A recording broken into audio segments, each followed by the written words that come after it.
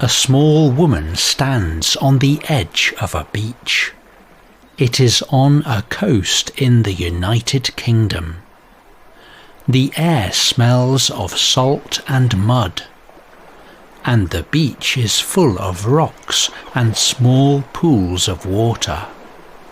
The woman wades through these pools. She is looking for a small red plant called lava. It is a kind of seaweed. Seaweed like lava grows in many countries. One species is very important in Japan. There, people make food out of it. They call it Nori. But the seaweed is mysterious. No one knows how it grows. This woman's name is Kathleen Drew Baker. She has made it her goal to understand this kind of seaweed. She is not being paid for studying seaweed. She is doing it because she is interested. Most people would not care about her work, but by studying seaweed, Kathleen Drew Baker will save a whole industry. Today's spotlight is on Kathleen Drew Baker. Kathleen Drew Baker was a scientist and researcher from the United Kingdom. She was born in 1901.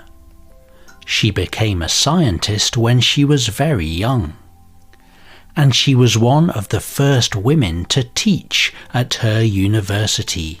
But Drew Baker's life in science was not easy. Although she was smart, it was hard for her to lead in a science field. Susan Hand Shetterly is a science writer. She wrote about Drew Baker in her book, The Seaweed Chronicles. She lived in a time when women in science were not taken seriously if they chose to marry.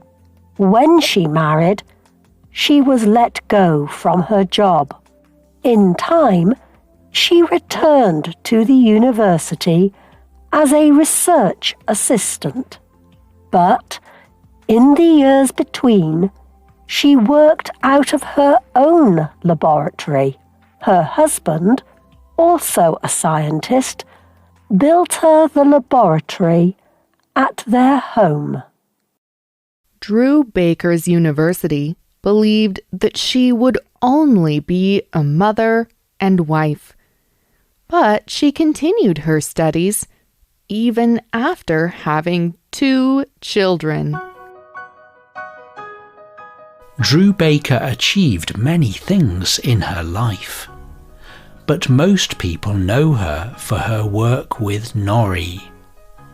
Nori is a very important crop in Japan. The Japanese people have used it in food for over 1,000 years.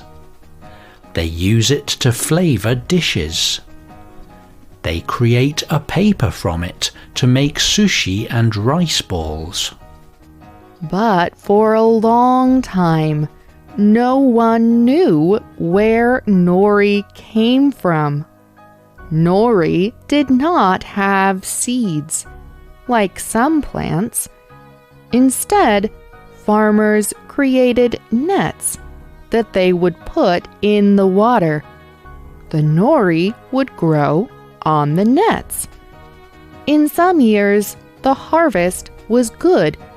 In other years, the harvest was bad. There was no way to control how much nori farmers would get.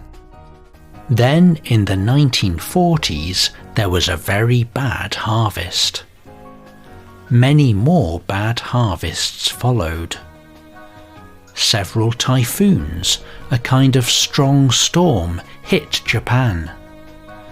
It killed a lot of the nori. pollution killed even more. Soon there was almost no nori at all. It had disappeared.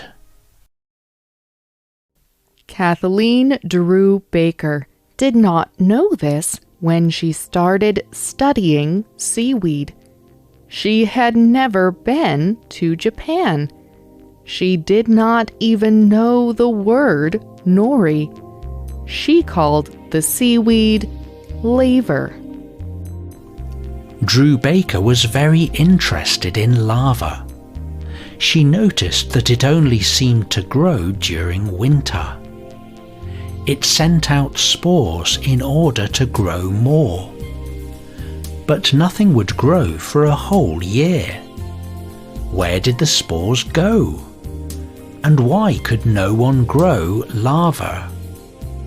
Often, Drew Baker experimented with the seaweed. She gathered the plants from the shore. Then she planted them in a big tank. She tried to discover what made them grow, but she could never do it. She worked with laver for almost 9 years. One day, Drew Baker had an idea. She threw some shells into the tank. The seaweed behaved as it normally did. But soon she saw something grow on the shells. It was a red slime. Drew Baker was disappointed. She believed that this was a different kind of plant growing. She feared that her experiment was ruined. But she soon learned that she was wrong. The red slime was laver. It was just a different part of its life stage. During the summer, the laver grew as the red slime on shells. It needed them to grow. They also protected the plant from heat and rough seas. During the winter, laver would leave the shells. It would grow high up so that it could reach the sun. Drew Baker had finally discovered laver's secrets. This discovery was very important to Drew Baker. But it was even more important than she knew at first. Sokichi Segawa was a Japanese biologist. He studied underwater plant life. And he was worried about nori disappearing. Then he heard about Drew Baker's discovery. He knew that nori was very similar to lava. Maybe it would grow in the same way too. He filled a tank with nori and shells. Soon the same red slime began to grow. Then the seaweed followed. Segawa finally understood what had happened to the nori. The strong storms had disturbed shells that the nori grew on. Pollution made it hard for them to grow back. It was not just the nori that had disappeared. It was the shellfish, too. Soon others began to grow nori in tanks, and they took better care of shellfish in growing areas. It took a long time, but the nori crop began to recover. Farmers could control how much they grew, so more and more people could eat nori. Today, the nori industry is very large. People eat it all over the world. And the people who grow it still use Kathleen Drew Baker's methods. But Drew Baker did not live to see her work's success. She made her discovery in 1949, and she died in 1957. Her life was not an easy one. People did not accept her. They dismissed her because she was a married woman. But she continued doing what she loved. And because of it, Kathleen Drew Baker saved an industry. Today, Nori farmers honor Drew Baker's memory. In 1963, they made a statue for her in Uto City, Japan, and every April 14th, there is a celebration in her name. It is called the Mother of the Sea Festival.